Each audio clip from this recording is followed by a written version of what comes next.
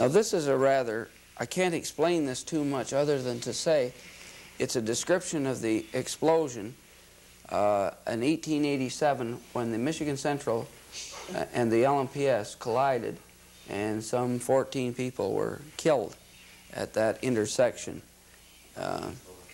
It's a watercolor painting by St. Thomas Smith.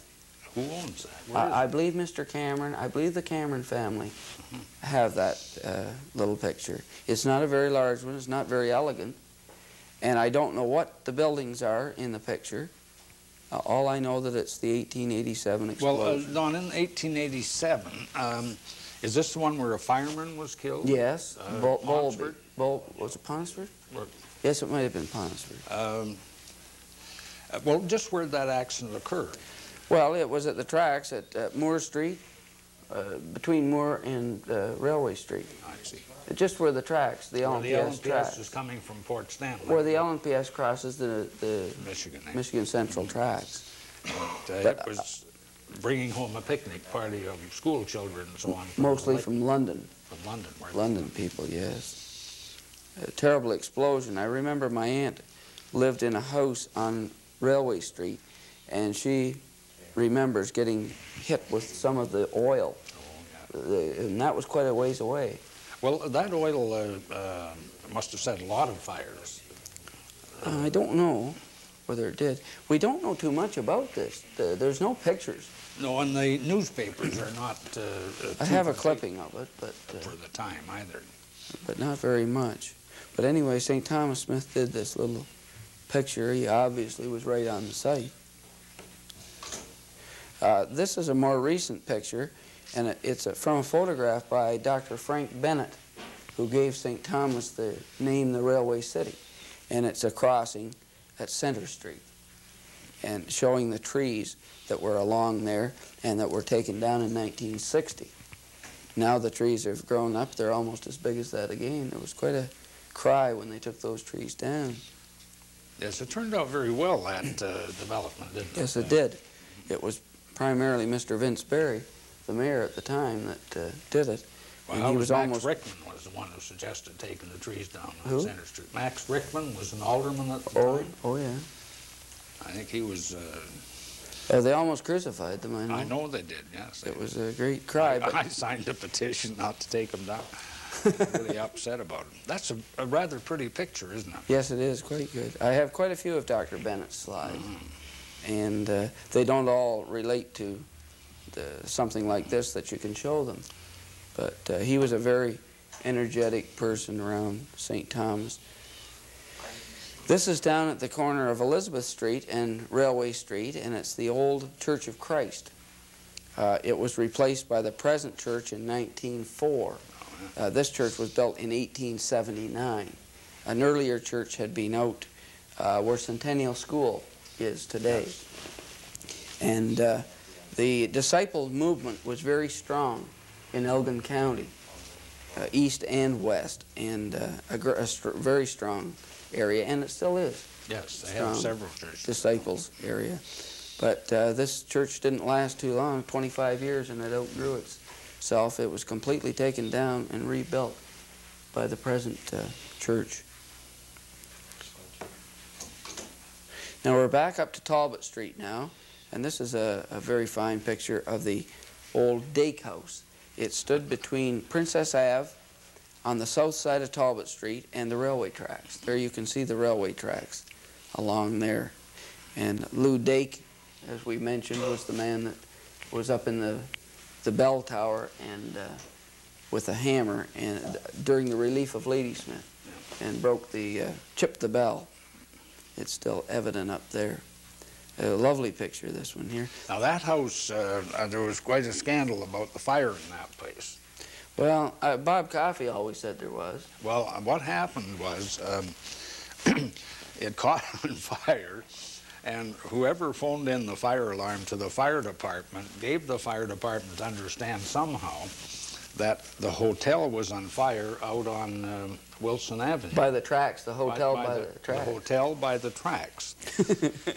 And so the fire department went out to Wilson Avenue first And then they found out there wasn't a fire there, and then they came in, and by that time the fire in the Dake house was so far gone that they couldn't save it. And the unkind people said that the people who ran the Dake house had phoned the misdirection in deliberately.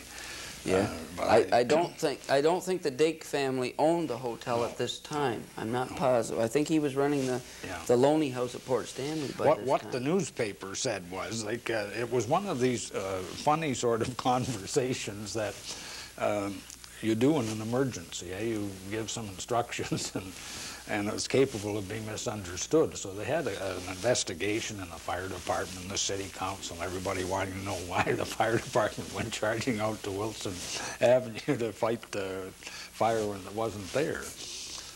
And it was really very, very strange. I suppose the fire department still have their minutes from this period.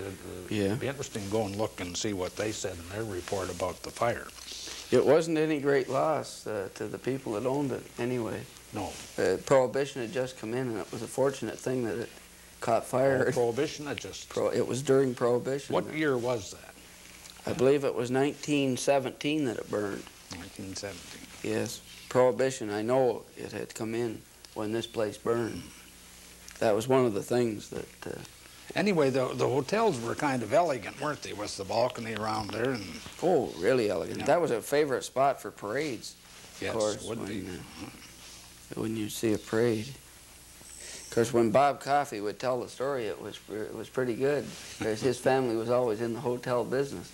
Yes, they've been in the hotel business for a long time. His father, grandfather, and Bob himself was in the hotel business. They ran the International here for a while. They ran the Loney House at Port for a while. Yes, and Bob himself ran the Talbot. Did he? Yes, and his grandfather, Thomas, ran the Hotel Talbot, though, as early as 1890. This is a real fine picture. It was about 1908 that this was taken. It's taken from the LMPS tracks looking west along Talbot Street. And you can see on the right-hand side the Arlington Hotel, Egan's grocery store on the corner, and the City Hall, and the tower of the Journal building. And on the left-hand side you can see the Dake House and a little bit of the Imperial Bank building. This picture was run almost every year in the Times Journal at Christmas time. Well, make a good Christmas card, wouldn't it? Oh, it's a beautiful picture. It is a beautiful picture. Clear. I don't know who took this picture, but it's certainly a real fine. Unfortunately, the slide has broken. It doesn't show too much, but... a little crack there. Yeah, it's broken. Looks like a wire now. Broken, but that doesn't hurt it that much. That's a pretty heavy snow, isn't it?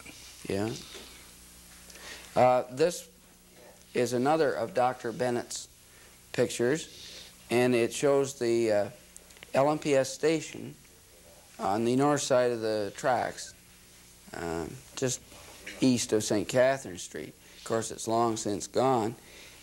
It's quite beautiful there. In place of this flower bed, Paul's Food Bar was built in the 30s and was there, I suppose, till about 15 years ago, and they tore everything down. On the right-hand side in the background, the roof that you can see there is the roof of Ponsford's contractors, Ponsford Brothers. And that's about where the Canadian Legion is. That's right on the site of the Legion, the yes. Canadian Legion is. Yes, it is. Okay, now we're going down Moore Street, and this is the mill on Moore Street, not the present mill. This one's gone, but there still is a mill there today. Well, isn't that the mill that started out as Campbell's Mill? And, yes, changed hands, then became the Empire Mills, the Empire Flour Mills, and... well, I get this mixed up with the one across from the old fire hall. I'm not sure this was Empire. Well, it was Campbell's, I know that. Well, I think... John Campbell... Then he came in the 1890s and took the managership of it. Then he bought it out. Maybe it was called something else, and then he bought it out and called it Campbell's. Yeah. Yes, it was going before he came, I think. Yes, yes, it was. Yeah. He came from Galter someplace as manager of it. It's quite quite interesting that it still is the site of a mill today, the Elgin And Co-op. none of that building exists in the present Elgin Co-op. I don't know. I don't think so. I don't think so, although it may, some of it may. I just don't know. Now, I thought we're going to get off Talbot Street now for a little bit, but I thought we might go down Moore Street. No. And this is at the northwest corner of Moore and Wellington Street. It's the Methodist Episcopal Church that was built there in 1874, the site of the present Central United Church. And that again, the present Central United, that was taken down completely, that old part. No, this building was enlarged in 1887 to this building. Oh, yeah. They added the back wing onto it, and then this building was destroyed, or not destroyed, but taken down, and the present church in 1897 was built. This is the interior of the old church, of the old Central Methodist Episcopal Church.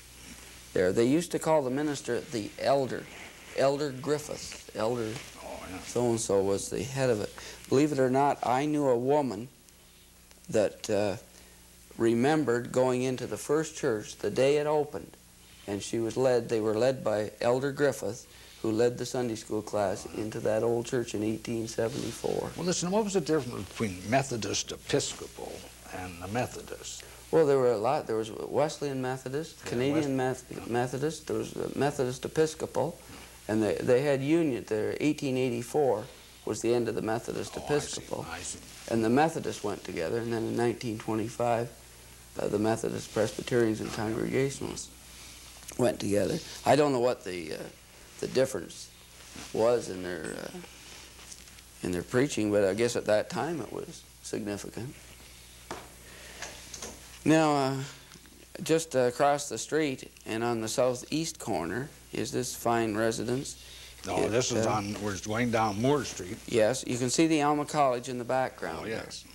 And this was built by Elijah Moore, who laid out a great deal of that section of the town.